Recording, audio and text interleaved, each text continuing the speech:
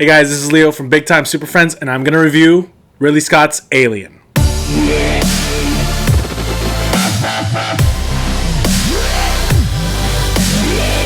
Alien came out in 1979, and I feel like this movie was ahead of its time. It's a movie that should have come out, especially now in the times, in the golden age of comic book movies and superhero movies and just science fiction and everything fantasy in general. Since 2000, this is like the golden era. We'll probably never see a better time for these type of movies to come out, but Alien came out in 79 regardless, and it hit big. I mean, it did something that it changed the game. I feel it changed the game big time. If you think about all the sci-fi movies that came out afterwards, even Predator, it set a standard, man. The look of the movie is unparalleled. It's ahead of its time. So Alien takes place on a spacecraft called the Nostromo, and it's a towing vessel which is towing a refinery. It's currently on its course, I believe, back home, and it's got a crew of 7 in it. Now, this crew is all in cryosleep, and the introduction to them is them awakening from their cryosleep, and you get a sense that it's very lonely out there. I mean, the tagline for this movie is "No one can hear you scream in space." Okay, no one can hear you scream in space. So this crew wakes up, and there's a scene. The next scene is them having this meal, probably their breakfast equivalency of that, and they're all laughing and they're smiling and they're cracking jokes, and you get the sense of camaraderie that this team has. But every time I watch this movie, my first thought is, this is the last happy scene we're gonna get in this movie, and it's unfortunately like the first one with these characters. So they're woken up because there is a distress signal from a planet that is very close to them. So they land on this planet LV-426, and they find a spaceship. Okay, they find this spaceship, and the way they introduce it, it's like they're shocked, but they're not necessarily happy that they see this. They don't know what to make of it. The terrain on this planet is very harsh.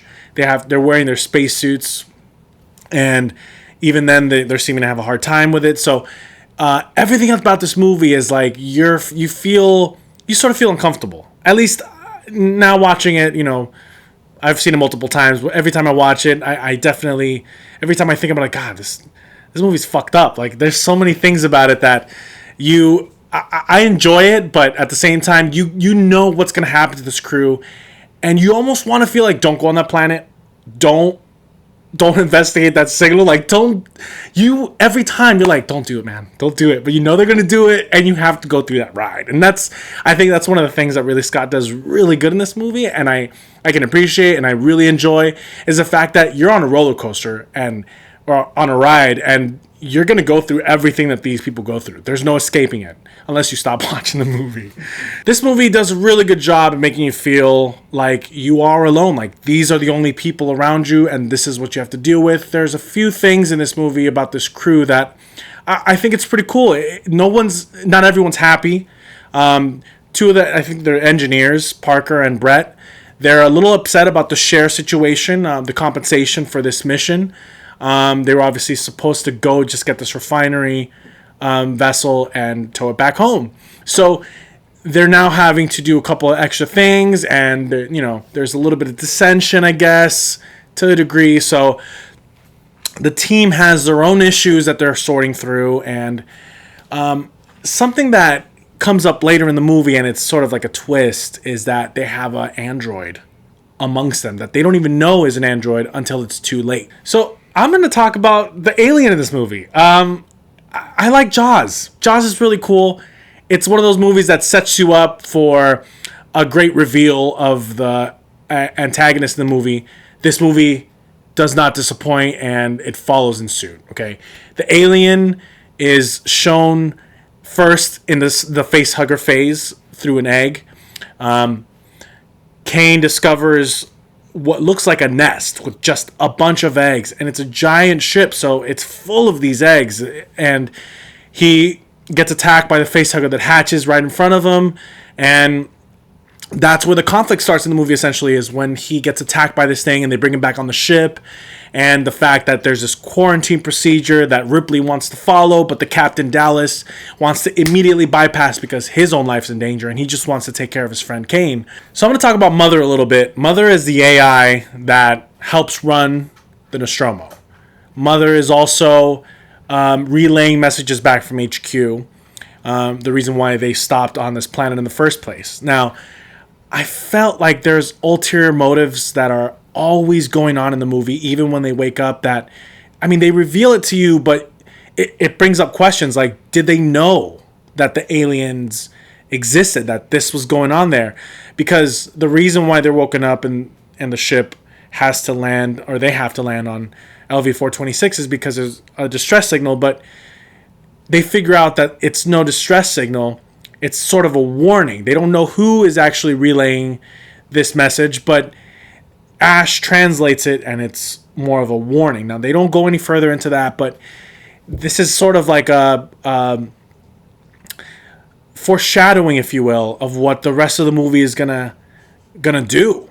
Now, the reveal of the xenomorph, I don't have to tell you, is one of the most iconic scenes in cinema history, but obviously it's an attention grabber in this movie, and it's center stage. Okay, they're having a meal, and Kane has just woken up from his coma, and obviously they remove the facehugger, and now Ash is sort of experimenting with the facehugger and trying to figure out what it is, and they're all eating, and then Kane starts coughing up, and he starts reacting like something's wrong, and what happened apparently in the scene is nobody knew what was going to happen, which is really cool because it definitely adds to the scene, and you definitely get the full feel of what was going on, and you almost feel like you're a part of this crew and you're experiencing this for the first time too. But when that alien pops out, when the xenomorph pops out of his chest, my God, he's just like in such agony, and they don't know what to do, but they're terrified, and then all of a sudden a little burst of blood.